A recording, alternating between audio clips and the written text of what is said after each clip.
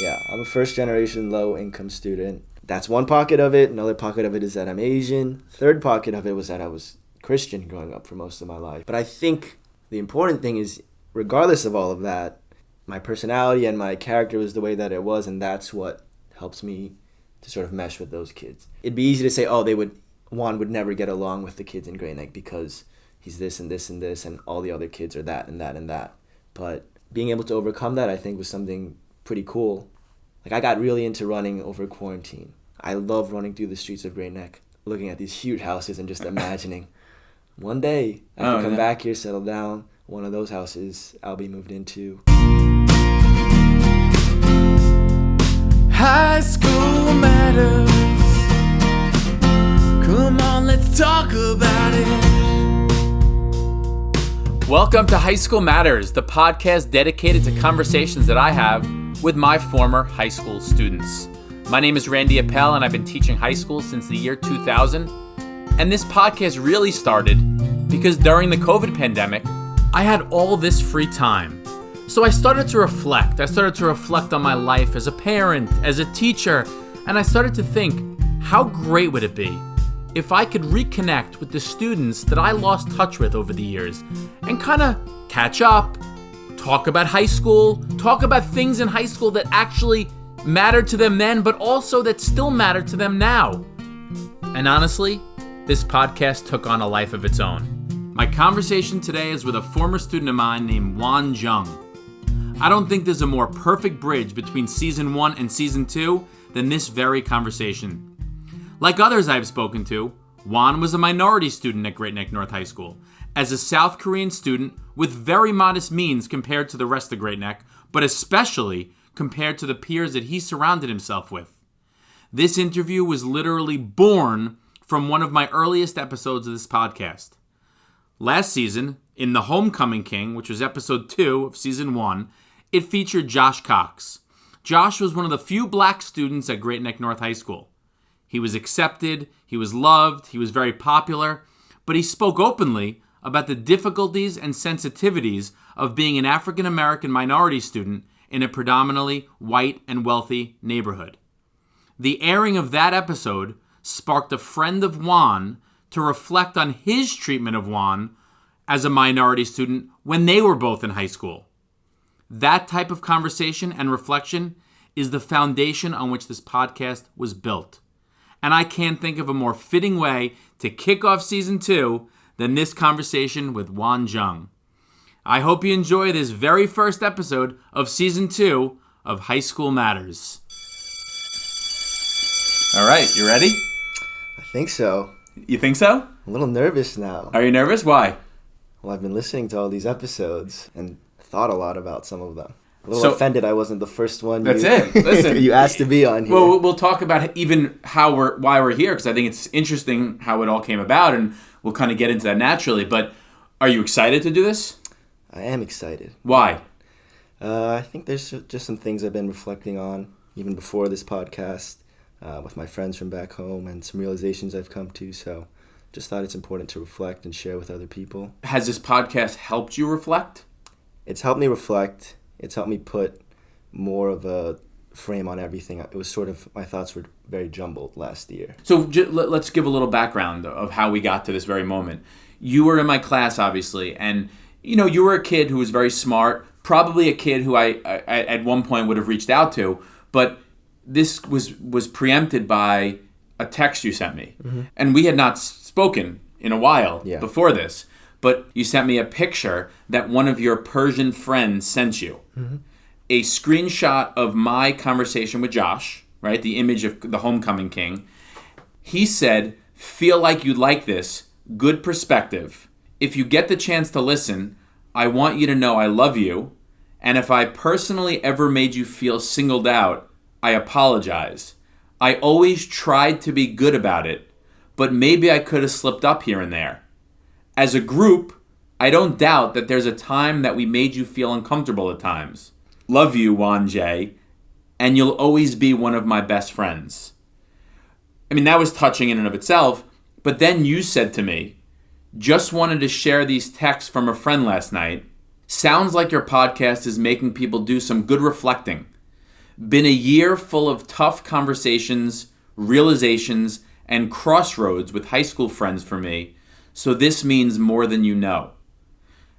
I really want to hear your response to that, but I kind of want to give you a little background about why that was so meaningful to me, and then I want you to respond.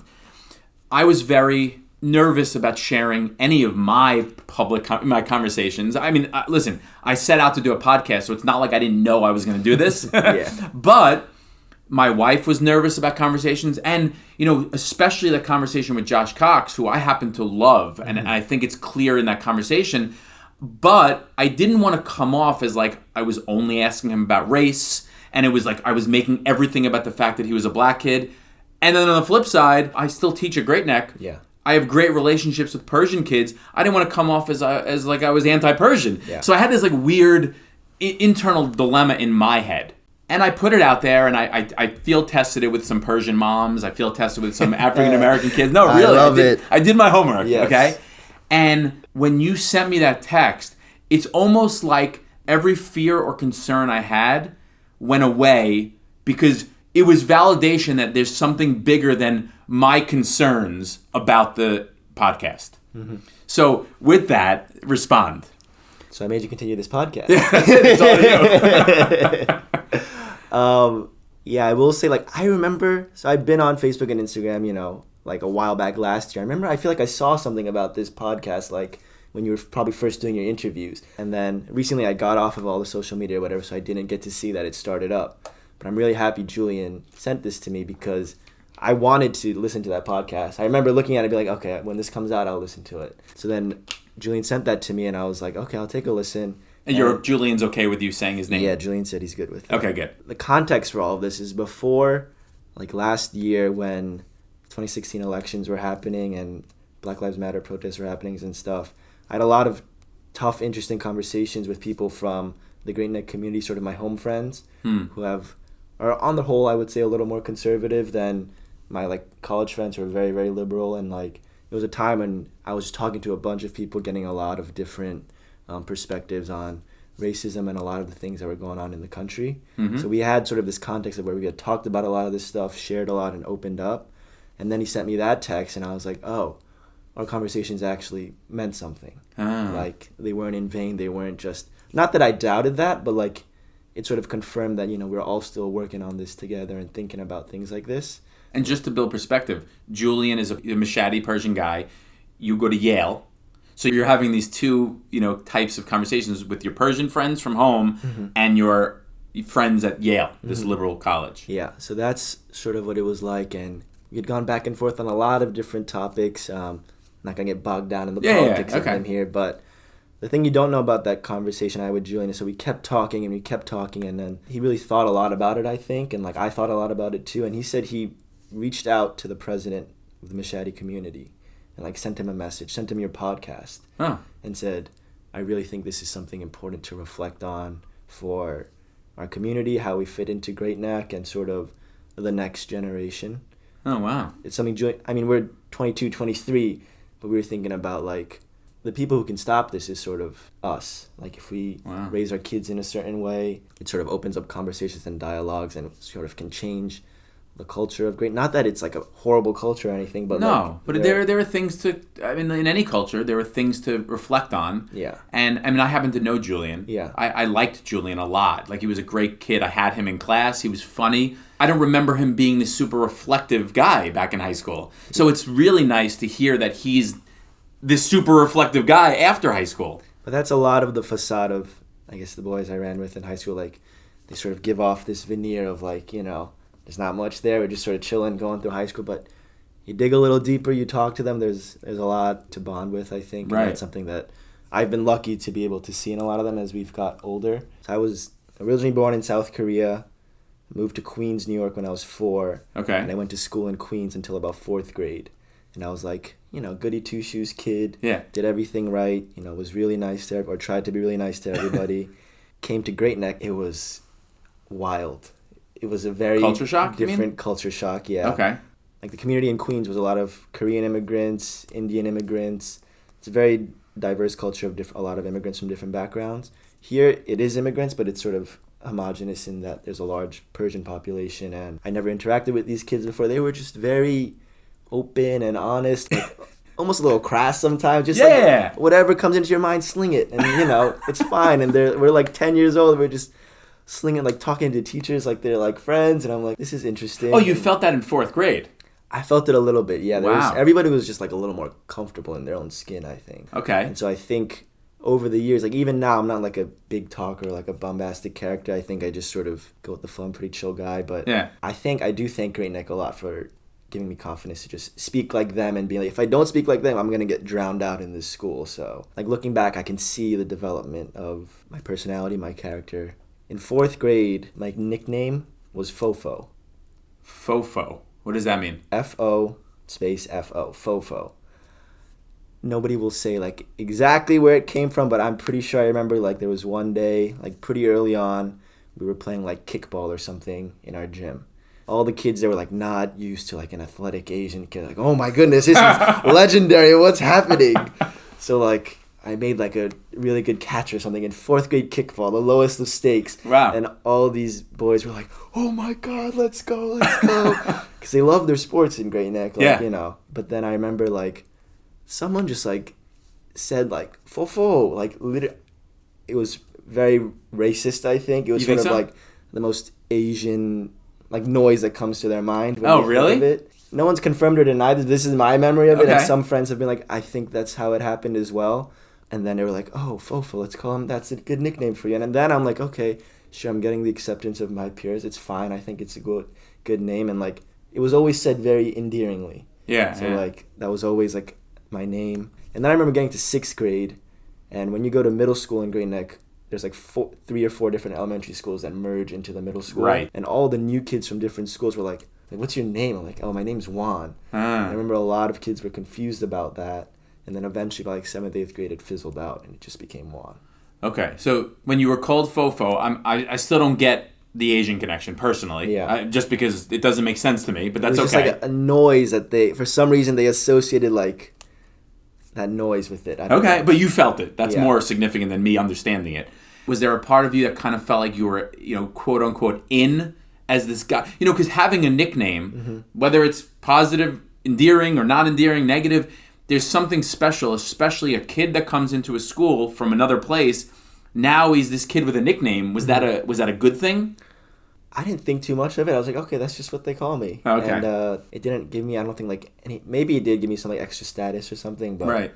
I was confident even if they called me Juan, it would have been like they would have liked me just the same. Right. Okay. Fine. Let's talk about your transition from elementary school to high school. Anything that you remember, standing out?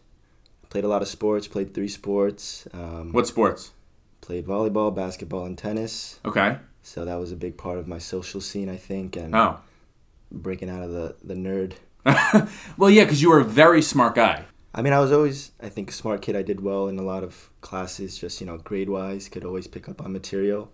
But I think those kids sort of get pigeonholed into a certain mold, I would say. But, being an athlete, you get to see different social circles within the high school. I mean, it started in middle school and even as early as elementary school.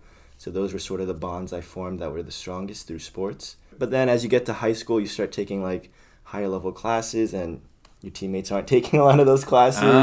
You start to meet new people, see different perspectives. And I had an older brother who's 2 years older. And he played sports, too. He was sort of an athletic Asian kid. I hate saying that. You say it with air quotes. Yeah, but it's interesting that you even say that. Okay. It's always qualified as like whenever kids would introduce me to like other members of like the Jewish community or parents, they're like, "Oh, this is Juan. He's like a smart, athletic, cool Asian kid." Like that's not expected. But I remember like my brother had a reputation. He was a good athlete and stuff. So I would come in, and a lot of his older friends like would always say hi to me. Took me under their wing.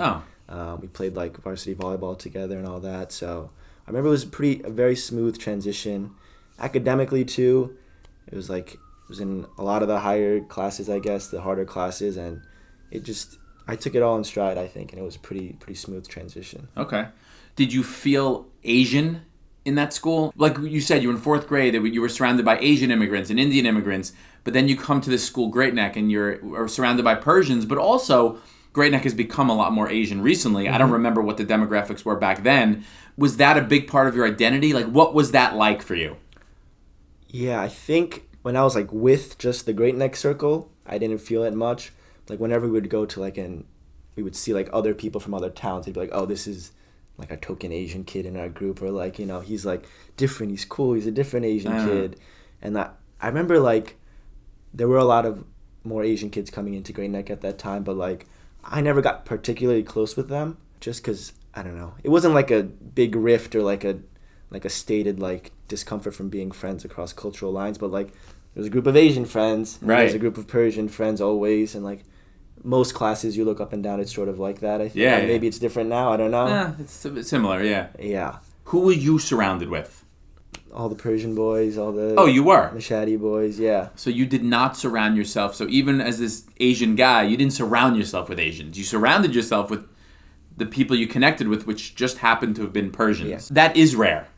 I think so. Yeah. I look back on it now, and it was like almost like in terms of like internalized racism, where like I would like there was a certain point where I would look at like the other Asian kids and be like, yeah, why aren't you guys as social, or like go to the same parties as us, or like do the same things? And it's like really weird to think that I thought that of other people who are like same culturally, and like yeah, that was definitely a weird time. So I remember thinking those thoughts like once or twice, and then like checking myself really quickly and being like, wait, why do they don't have to be the way that Persian kids want them to be, or American society wants them to be. Just let them be who they want to be. So you had this weird internal dilemma as you were going through high school of like, I'm this Asian guy, but I'm surrounding myself with all these Persians and Americans, and yet I'm judging other Asian kids that are all hanging out with each other the same way that some of the Persian kids or the American kids might. Yeah. I mean, it's a little sad, but like I think it's just from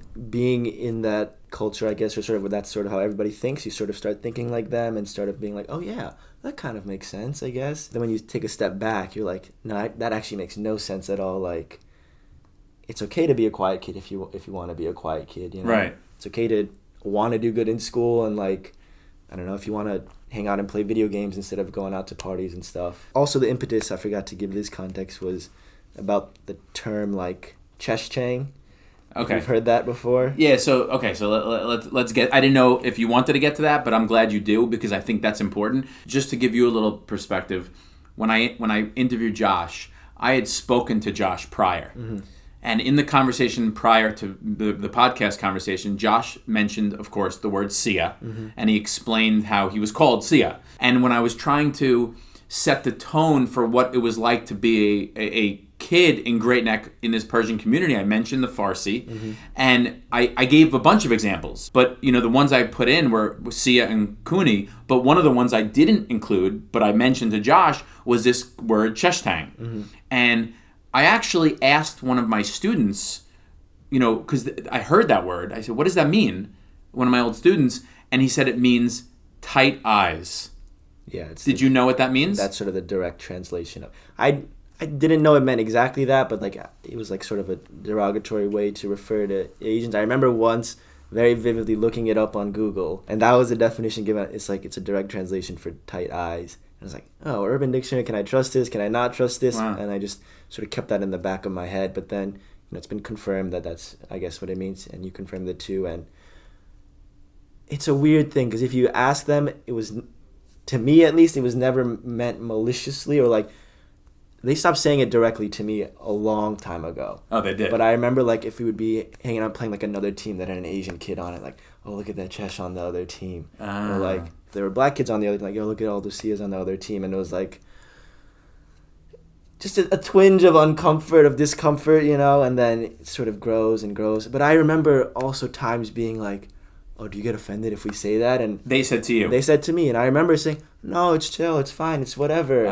This goes back to sort of the internalized racism thing. And looking back, I wish I could have said, no, actually, it's pretty weird that, like, would you go up to someone and call them tight eyes? Right. No chance. Right. No chance in the world. So, but I think when they asked me, I was just thinking about myself. And I was like, oh, yeah, you guys don't use that term for me. We're boys. We're all right. But I didn't think the other step about what about all the other people. As an Asian guy, your name, Won Jung, was that a conscious decision to keep that as your name, as opposed to a lot of Asian people that come to America? You heard in my conversation with Jimin or Brianni, mm-hmm. they choose to change that. Mm-hmm. Talk about that. I think it was my parents' choice because I came over when I was 4 from Korea. My brother was 6. And my parents just decided to keep us. My name is Won, 1 syllable. My brother's name is San, 1 syllable. So in Korean culture, usually you have a 2-syllable name and then a last name. So Brianni, I think, is also Korean. Ji Min. Right. It's 2 syllables. Ji Min and then her last name, Lee. For us, our names were already unique because I was Won, single syllable, and my brother was San, single syllable. And I think my parents really liked that, and they took pride in the fact that they wanted our names to be a little different from the normal mold. Oh, okay. And when you saw other Asian kids changing their name from their Korean or Chinese name or other Asian countries' names, and you didn't, did that make you feel any different? No, I actually thought it was really weird because I would go to church and know Korean kids by their Korean names, and then we'd see like a school friend and be like, "Hey, Brandon." "Hey, Daniel." Yeah, I always found that interesting, so I was curious. And it's a lot of those friends have, now that they're older, have gone back and claimed their Korean name. Right. But they're more in like the Korean American circles, so it's like a sense of pride to be there. Right. But I think for people who go out into, I guess, more Western circles or stuff, they just like to have a name that's a little more digestible. It's just interesting how a guy who was a Korean guy but hung out with all these Americans and Persians still kept that identity as this Korean identity. Yeah. I think it's a nice name. It's a great name. Yeah, okay. What was your upbringing like in terms of like, because Great Neck's also one of those towns that are tough to fit into. Talk about that aspect. This is the whole point I forgot to talk about. Yeah, I'm a first-generation low-income student. It's sort of like a buzzword term when you're applying for colleges or like classifying students who apply for colleges. So I immigrated here. My parents went to like a couple years of schooling in Korea, got a degree there, but no one had a degree here in the States. So we're sort of first-generation American college students. Oh. And then low income, that's pretty self-explanatory, I guess. We still rent a house in Great Neck, like a pretty small 2-bedroom house for 4 of us. What did your parents do? So my dad is a dental technician. Okay. So he makes like crowns and molds and implants that dentists will put in your mouth. Okay. And then my mom helps him out with that. Oh. They have their own little, small business. They've been doing that ever since they got here. But like living in Queens, everybody was like that. Everyone was, the community we lived in, low income, we were hustling. Like everyone was looking out for their kids. Education was super important for their kids. That was sort of the whole community aspect of it. The reason we moved to Great Neck is because if you live in New York City, you have to take a standardized test to place into a high school. And it's sort of a crapshoot sometimes. And like where you go to high school can make a huge difference. So my parents knew someone here, a Korean person here. We moved literally 15 minutes from Queens Village to Great Neck. You cross that line, that's the start of Nassau County, and all of a sudden you're automatically into Great Neck North or Great Neck South. 2 of the premier schools, I guess. In Long Island, in the country, they could stack up against pretty good schools. Yeah, I mean, it's one of the greatest school districts in the world, you could say. So we live on Lee Court, which is not the Steamboat Road you and Josh Cox spoke about, but it's a little similar. It's like a smaller, sort of dingy street, much more modest homes. I remember there's only 2 people from Great Neck who have ever come into that house. The first time someone came in was in like middle school. I was walking home with a friend, and he stopped in to use the bathroom or something. He comes in, he's like, "Oh, do you need a place to stay? Like, oh my you can God. come to my place?" Or like, I remember being so embarrassed. And then you were embarrassed? I was a little embarrassed then. Like not just in that moment I was embarrassed, I would say, but like also just like I never felt comfortable bringing friends over because going to these mansions in Great Neck, it's like completely different. Wow. And then another time, like I was getting dropped off from basketball practice by one of my friends. I never had a car also. Like all my friends had Porsches, whatever, Audis. You should see our school parking lot. You should see the second school parking lot that we recently built. The second kid came in, we were like cooking Korean food, and like he came in just for a second. He was like, "Oh, it smells like fish in here. It smells weird in here." And those are my experiences of people coming to my house. Oh, so when you say that, I didn't know what you meant. You're saying those are the only 2 of your friends to ever step foot in your actual home. Yeah. And that was clearly intentional on your part. Yeah, because if it's going to be, you want to come to my place, or should I go to your place, or we have a pool and we have, a game room, we have a den, like we got all this stuff. I'm going to your place. Like it's pretty simple. And, wow. My parents don't speak much English. Like that's a little awkward sometimes, if I have friends coming over, but... How did that play a role? Not just like, I don't want kids coming over my house, but like, you must have felt different again amongst these friends. You don't have a car, they all have a car. I mean, it's open campus. Did you go out to lunch? Did you buy food? Like, these are all real things that kids do in Great Neck that if you don't have the money to do, you just can't do it. So how did that play a role? I'd say for the most part, like everyday stuff, it was okay. Like lunch, I could go out to. I mean, no one was like splurging on lunch. The thing about Great Neck kids, even if they have a lot of money, they're not like super showy about it, like on a day-to-day basis. Yeah, I agree with that. Might actually be on the other end of it. Oh, they're conscious of their money. Yeah. So they don't want to waste money. Yeah. They're not wasteful. How about that? They're not wasteful. Okay, so that almost worked to your advantage. A little bit, but like cars and stuff, I would always get rides from friends. They always knew, and like we're going to the same place, so you might as well. And like, you know, everyone was carpooling with each other and whatnot. But like, the main things are like, you know, junior, senior year when kids are going out clubbing in the city and they're getting like tables, and you have to drop like a couple bills to get a table or something. Like, I'm not going to that. Or so you just don't go. I would sometimes it'd be like an apartment party, so I'd go somewhere and then like it would turn into let's go clubbing, and I'd just be like, all right, peace or something. Or, So you would leave. You would not go. Something like, or like when there would be like senior or like trips during spring break to Miami. All of Great Neck flocks to Miami during spring break, but I didn't go to those. Those like I never even conceptualized the amount of money it would take. I didn't even think about it at all. I was like, okay, yeah, I can't go to Miami with you guys. The one thing I did was like, after prom, you go to the Hamptons. You did that. I did that. Went with all my friends, and I was like, even that was like, oh my god, this is a lot of money for 3 nights. But I was like, you know, it's senior year. If I'm gonna do one thing, it's gonna be this. You paid for it? Your parents paid for it? My parents paid for it. Yeah. And they were okay with paying for it? They were okay with it. I never like, given all my circumstances, I never like worked a job throughout high school and all of like my parents were able to provide me with enough to get by. But that's your job was student. Job was student, job was be a kid, job was enjoy all of it. But I don't know, I never had like an eye for these super expensive things. So I was never like feeling sad that I couldn't get to do these things. I was like, it's just the reality of it, it's fine. It's very mature. Really, as a high school kid, that's a very mature outlook. It's not what everyone does. Why do you think that was the case?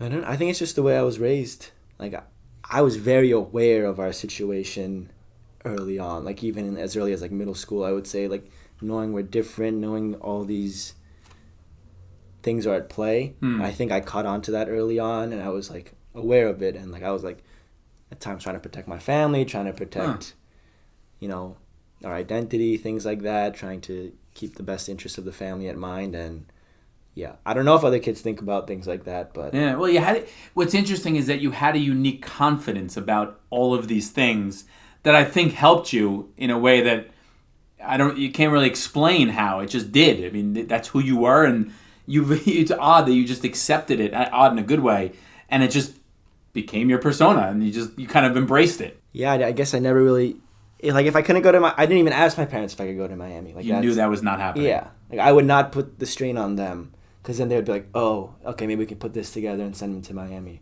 I don't need it. I'm going to be at tennis practice, and everyone's going to go on to spring break, and then our coach is going to get mad at them, not play them for the next 2 games, but I'll be there. And so you use it to your advantage. That's great. That's one pocket of it. Another pocket of it is that I'm Asian. Third pocket of it was that I was Christian growing up for most of my life. Oh, yeah. So I would go to like, parents are still very religious, and my brother is too. I'm not anymore, but I would go to church every Sunday.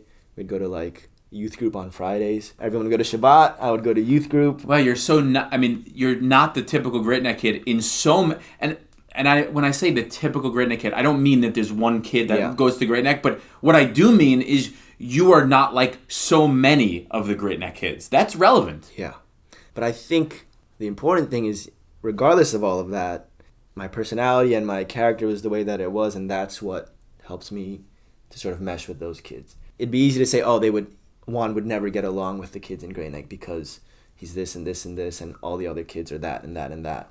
But being able to overcome that, I think, was something pretty cool. Like, I got really into running over quarantine. I love running through the streets of Great Neck, looking at these huge houses and just imagining one day I can come back here, settle down. One of those houses I'll be moved into with my family, and like it gave me a lot of perspective, prepared me for the world, prepared me for Yale. Like, I was well equipped to see sort of a lot of the other characters in college. And yeah, I think if I had just stayed in Queens, I would have known that pocket. Like, I know friends who have stayed in Queens, church people who have stayed in Queens, and they're in their own bubble. The one thing I would say about my high school experience is I was able to to be sort of in the loop with a lot of different social circles, a lot of different academic circles. That was my impression of you. You know, remember, I didn't know you. You come into my class as a sophomore. You were a very social part of our class. Like, tell me about that class for you. I remember the very first day we come into class, and you gave us this horribly difficult first test that was supposed to be based on the summer assignments that we were supposed to do. Everybody was so flustered. But I could tell it wasn't that serious. I just, from looking at you and the way you were interacting with everybody, I was like, if I bomb this, I bomb this. What's one test in the beginning of the year going to do for my final grade or anything? Right. So that was my first impression of you. And if I remember correctly, because I do this sometimes, I don't always do this, but it was a 5-question test that took literally the most complicated part of the summer assignment and focus 5 questions on it. Yeah. It wasn't a real test. Yeah. But you all thought it was, but you kind of knew before that it wasn't? Not before, but once I got in and saw the questions, I was like, there's no way a teacher in their right mind is doing this to these kids. And I didn't know anything about, I think the older kids knew a little bit about you because they had heard from other friends being in your classes, but I was coming in as a sophomore. I do remember thinking sometimes that you would go a little overboard with some kids, but like... Do you remember specific examples? But he was just like a quieter kid and trying to get him out of his shell. And like, I knew what you were doing, trying to get him out of his shell, but I was thinking like, ooh, at some point, is it going to push this kid like over the edge? And then at one point he had sort of an outburst. That's what you were going for the whole time. Yeah. You wanted that to come out. That's interesting that you remember that because I don't remember that. But now that you're saying that specific story, I do. This was a very shy kid, a Persian boy. And I remember one time, I think for like extra credit, I wanted him to yell at me. Do you remember that? That's what it was. Yeah, that's what it was. So from my perspective, I remember that moment being a very big breakthrough for him. He became a different kid after that outburst. Yeah. What are you, as a sophomore in a class with a senior, I think he was a senior or a junior, what did that mean to you, seeing that? I remember it vividly because I remember like checking in on him sometimes. It was weird because I'm the younger kid. I'm like, yo, do you like when Appel does this? Or like, what's the vibe? And like, he was like not giving straight answers. And I'd be really interested to see what he thinks of that now. Right, me too. I think at the end he got pretty comfortable because when he screamed at you, we all cheered for him and we're like, yes, that's amazing. Like, this whole year has been building up to this one moment. And he did it. And he did it. But I wonder. I wonder too. I wonder, yeah. What does that say? Oh, discomfort. Seek discomfort. Why are you wearing that shirt? I didn't wear this on purpose, but this is from a YouTube channel called Yes Theory, and their brand is like Seek Discomfort. It's something that resounds with me a lot. Why? It's just like, go do some different things. Go put yourself out there. Like, get out of the Great Neck bubble. Go see the world. Go meet some different people. Seek discomfort, and that'll like sort of take you to your full potential. If you stay where you're comfortable, you're gonna be limiting yourself. You're wearing a shirt that says Seek Discomfort, and yet the first memory, the 2 memories you brought to my attention today from my class was the discomfort you felt the first test you took, where I made you purposely feel discomforted. That's your go-to. That's your bread and butter. That's my bread and butter, and I do that to get you out of your shell. Yeah. So it's good that you felt discomfort. That's how at least I feel. Validated by the shirt you're wearing. Seek discomfort. Then you talk about the way I made that kid feel in class, this Persian boy that was very quiet, who ultimately came out of his shell and actually turned out to talk more after that circumstances. But, you know, it's interesting. You felt like, oh, I got to protect this kid. Like, does he need my help and my guidance? So discomfort was something that was always on your mind, maybe because of your situation coming to a new school in 4th grade or whatever. But one of the other things I brought today, just for fun actually, was the class shirt we made. Oh boy, with all the jokes. Do you remember that? I was looking for something to bring to this because I know you bring stuff, you come ready. I wasn't at home, so I couldn't get anything, but... All right, well, I came ready. It's all good that you didn't. So every year, I mean, not to bore people, but what has become a tradition in many of my classes is after the year's over, there's a lot of inside jokes because it's a jokey class and it's a fun environment. So what happens is there's usually a couple of students that design a class shirt as a memento or a memory of the year. You do this with every class? I do this. It started back in 2007. Okay. It's now 2021. It's happened almost every class since then. Okay. So it's a lot of classes. I have a lot of class shirts. Free t-shirts, huh? And you know what? The nice thing about it is, selfishly, I wear these shirts to school because, I mean, it's school spirit. Yeah. But I get to also wear a t-shirt to school. Yeah. It's like a nice, comfort over everything. Comfort over everything. Yeah. Ironic and Yes. symbolic. But the thing that I didn't expect to talk about today, honestly, but now it makes me think about it, is the front of the shirt are these two eyes, big eyes, that says, "Come on in." Do you remember what that means? I actually don't. Okay. I do. Oh, yeah. You remember? Lust Vader? Well, he's one of them. But to tie this back to the things we discussed today, one of the things that as you've discussed, I like to do is put people in uncomfortable situations because I think it helps them grow and come out of their shell. Big psych major. Big psych major. That was my major too. There you go. So, okay. But this was not for the betterment of anyone other than our class's enjoyment. Yep. So what we used to do is you guys, the class used to try to get their friends to come in the class. You used to like trick them like, oh, get Joe to come in the class and because I need to give him something. Yeah. So a random kid would come into our class, and then as soon as they got into the class, do you remember what would happen? We go dead silent. Dead silent, and not only dead silent, what would happen? Stare at them? Stare at them. Why? Just to see what they would do. Watch them squirm. So we had a very wide variety of kids in that class, right?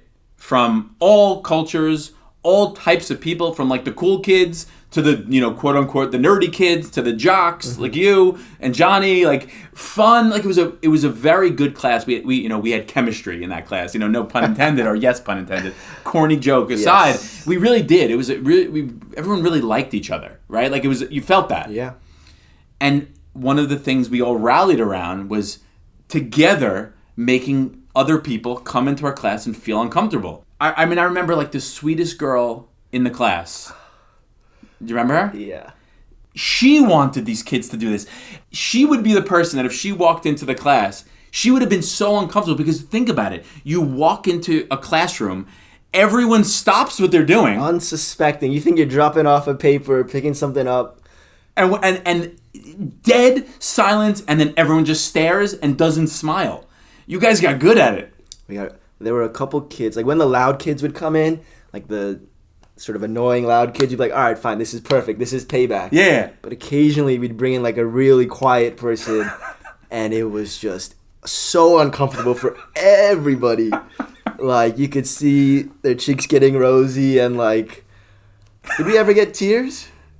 No. Okay. We know because as the leader of the class, myself, as funny as it was, I was conscious to make sure that once it got really awkward, I would joke like, "Oh, we're just messing with you," and then it was almost like it's like when you get uncomfortable and you come out of your shell and you accept what was going on. It's almost fun, like Everybody there's that exhilaration. Yeah, it had the right intentions. It was fun, maybe not for everyone, but it was fun. But it made me think everything about that class and the things you brought up all relate to discomfort. Do you think that was subconscious? Why do you think that's what you brought up as a significant part? I don't know. Talk about that aspect.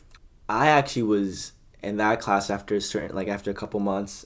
I got real comfortable in that class. Yeah. But that was after going through those couple months of discomfort. So you sort of get to see new experiences like this, get to experience different personalities, and then you get to be comfortable in those situations. So you add another tool to your tool belt, sort of. You're like, okay, I can handle situations like this. Someone like Mr. Appel who's like playing mind games on me, doing all these crazy things. Next thing you know, I'm jumping on those mind games and doing it to these other kids who are older than me, and like you just sort of build up a repertoire of different experiences, different tools that you could use, and it sort of makes you a more complete person, I think. Oh, so you think it helped you? I think it helped me, yeah. Can you be specific in how it helped you? In life? It doesn't, I was usually like a pretty straight-laced, just like pretty nice kid. Humor's a little sarcastic and stuff, but I thought, people who act like the way Mr. Appel does, they're not nice people, Like there's got to be something potentially clinically insane with them. But then I see that you're able to balance that character and also being like a pretty... I'm not gonna gas you up too much here, but pretty down to earth guy. Like when the going gets tough, you can go to him, talk about something. Like to me, I thought it was sort of you can only be one persona. But like now, after classes like that, and just the Great Neck experience in general, more open, more joking, more like take things a little less serious. You don't have to be that straight-laced kid. Like, you can joke around, and it's all gonna be okay at the end. No one's gonna hate you. No one's gonna think you're a horrible person. Like, actually, that might help you bond with someone a little bit better. Oh, so you felt that? I felt that, yeah. Wow. So, I mean, we'll talk about where you are now, and then we'll come back, because I think it's very relevant that we're sitting in New Haven, Mm-hmm. right? We're sitting in an office of a place you work in New Haven after you graduated from arguably one of the greatest universities, not just in America, but in the world, right? You graduated from Yale. Talk about how you're there, but how that experience changed. I mean, it's you talk about, like, you saw opportunity, like, I have to go to the best school, and you did it. Because one of the things I think about is, like, Great Neck has a lot of kids who become very successful. And part of it is the family businesses that they have. But I think another part of it is that everyone in Great Neck sees the potential for tremendous success. Mm-hmm. Did that resonate with you at all? Oh, I don't want to say it's in a bad way, but like, I see my friends, even now, they're very successful running their family businesses. But I knew where we stood in high school. In this class, I knew my grades, I knew his grades. Knowing that they can go off and run these businesses and become this successful, in my head, I'm like, oh, so I can do even more than that. It's a little not humble, but I'm like, if I stacked up in high school and I was this much smarter than them, per se, by these metrics, then that gives me confidence now to be like, oh, I can go out and do the things they're doing and even more. Oh, you felt that? I felt that. Because, I'll see, my friends are like running these huge real estate things, or like they're the managing director or whatever now, like doing $1 million acquisitions and stuff. And I'm like, if you had put me in that role, I could do that too.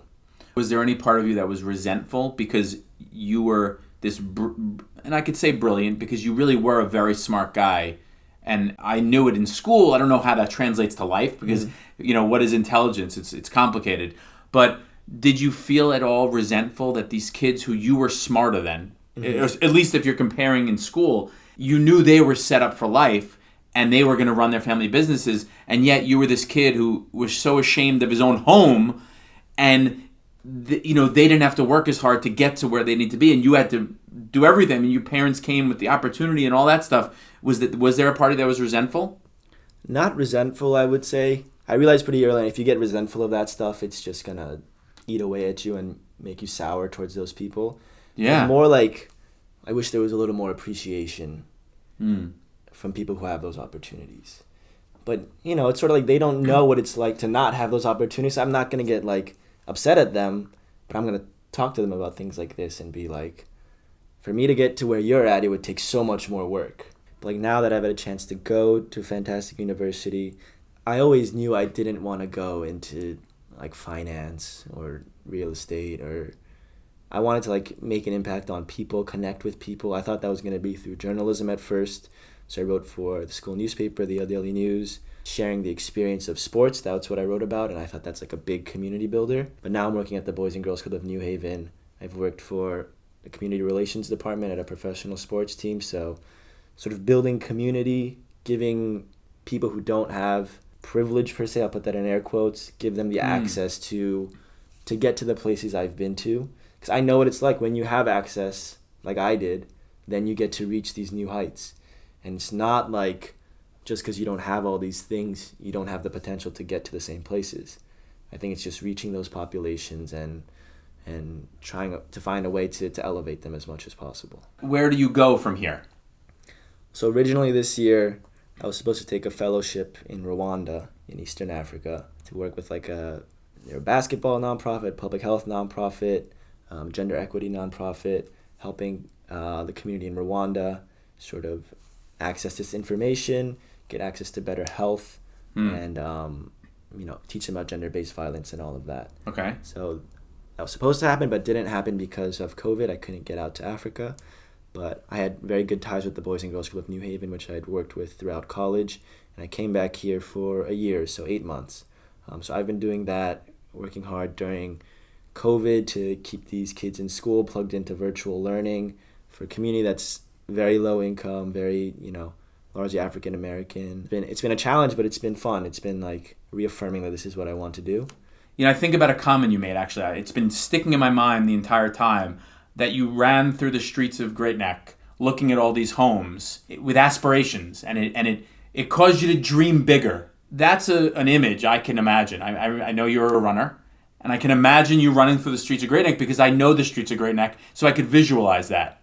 When you think about yourself running through the streets of Great Neck, looking at these homes, thinking to yourselves, I want to be in one of these homes symbolically, not necessarily one of those homes, how has that Great Neck experience influenced you today and your dreams for the future, thinking about it from the perspective of the guy seeing these opportunities that not everyone gets to see, whether in high school or now?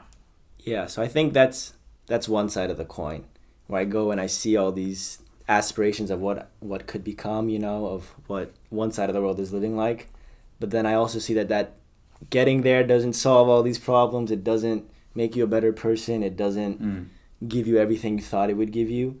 So there's another side of me that's like, oh, maybe this isn't what I want. Like the culmination of my high school career was sort of writing my college essay, right? Like my the Common App. The Common App essay, yes. Oh my God, it's been so long. That's okay, yeah. But like I wrote that about, even if I know these other people around me have so much more materialistic things than me, that doesn't mean they have more inside them than me, and that's something that I came to realize, something I struggled with. So I think it's given me sort of two sides of that coin there. So you're struggling right now between the desire to have the wealth that you saw your whole life, but also the desire to help people or make the world better, for example. Mm-hmm. And that's where you currently are at this very moment. Right now, I'm probably leaning more towards helping people now. So I've sort of gone back. Wow. Well, it's interesting. We were sitting in the office of the Boys and Girls Club of New Haven. How does your experience at this place in particular, how has that shaped your life? When I come to work here, there's a part of me that wishes all of my friends from high school and college that are off doing great things in real estate, finance, tech, whatever, like if they came and worked in a place like this, how much more could we do? Like we're bootstrapped a lot here by the staff, by the limitations of what we can do, and like the best people, the most creative minds aren't coming here to work at the Boys and Girls Club of New Haven, unfortunately. Like when I tell my friends, oh, I'm in New Haven working at the Boys and Girls, it's like, what the fuck are you doing there? Oh wow. And I'm like, well, this is what I'm passionate. This is the first step into doing all the things I want to do, and I think it's super important. But if I had just lived in Queens and never came to Great Neck, I would have never come to this realization. I might just be aspiring to get to the top and like, oh, I want a huge fancy house, I want all this, all that, and like not realizing that there's still a lot of issues in that bubble. But do you see the irony in your family moving to Queens, then wanting opportunity and moving to Great Neck in the hope that you would be this guy who makes a ton of money because he's given the opportunity, and yet because you lived in Great Neck and saw what that opportunity did to some people, it's actually causing you to want to not reach for the stars in terms of finances, but help make the world a better place by working somewhere that you probably could have worked in had you not been a Yale graduate and all these other things that Great Neck gave you. Yeah, the irony is real. Wow. No, I mean, saying it gives me the chills even, right? That's real. Yeah. It's been nice to reflect back on high school for sure. There's a lot that happened, a lot to unpack. Yeah. It's not easy work, but it's interesting, I think, to see how you got to where you are. All right, good. So I wanted to get into, if I could ask. Look at this smart Yale alumni trying to turn the tables. just a small question. Okay. Why do you think you fit in so well with Great Neck and all the kids? Like you get along with them, a similar sense of humor. Why do you ask that? I'll answer it. But why are you asking that question? Because when I went into your classroom, all the kids acted like they act around me, like normally around their peers. But when I go to other classrooms, kids acted more like, oh, that's my teacher. I have to act a certain way. I have to be more reserved. I can't do this. I can't do that. But then in your classroom, I would see the whole color of their personality come out. I think there's a certain kind of teacher that can make it in Great Neck. There's another kind of teacher that will get eaten alive by these kids. Yeah, no, every high school is different from one another, but yet there's a lot of like common threads. Great Neck North is a unique place, almost on its own. And I do think I embraced, I enjoyed it. And I think I also have the advantage, actually, of I went to a high school that was like Great Neck North, with the same kind of demographics. Not Persian, but Where'd it was you go? I went to Hewlett High School, Okay. which is a at the time not all Jewish, but predominantly Jewish, predominantly wealthy community, and I fit right in there. I grew up like that in a way, and I feel like it was almost like I was coming home when I got to Great Neck North. So I just feel like, I don't know how, it's interesting that you see it as someone who grew up totally different than me, but yet observed my interactions with kids, including you, but also all these kids. I think it's because I was friends with all of you people when I was in high school. Yeah. And now I'm just, I'm older, more mature, more confident, and I can do both. I could be your teacher, I could explain the content, but I could also mesh well with you because I know you people. Mm-hmm.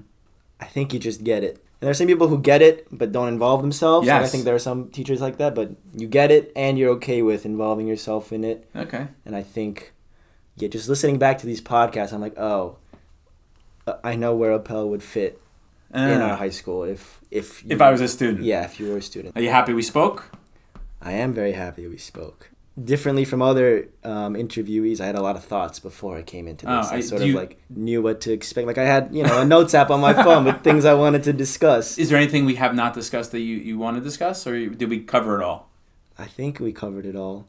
Last night, in honor of this, I listened to some Pearl Jam, listened to Oceans. Oh, look at that. I was going to watch Jiro Dreams of Sushi, but I got too tired. It's a little slow. It's just a slow movie. You're bringing all my passions to one. My sushi, my Pearl Jam. I like how you ended up with that. Yeah, That's great. I wanted to get back into sophomore year Won brain. So that's it. And were you happy to reflect and come back to high school? Yeah, it's like I said, my memories of high school will always be so fond and positive. So it's good to get in that mental state for me. That's great. Well, Won, this was great. Had a great time. I hope people enjoy what we talked about. I think they will. Hopefully. And all right, good stuff, Won.